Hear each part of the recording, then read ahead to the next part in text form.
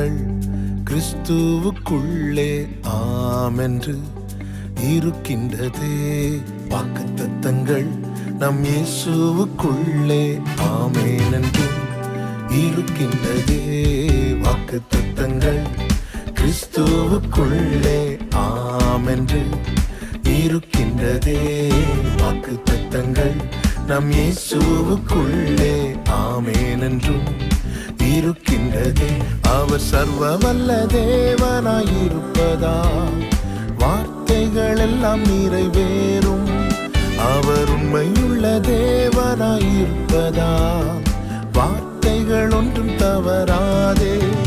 அவர் சர்வ வல்ல தேவனாயிருப்பதா வார்த்தைகள் எல்லாம் நிறைவேறும். அவர் உண்மையுள்ள தேவனாயிருப்பதா வார்த்தைகள் ஒன்றும் தவறாதே.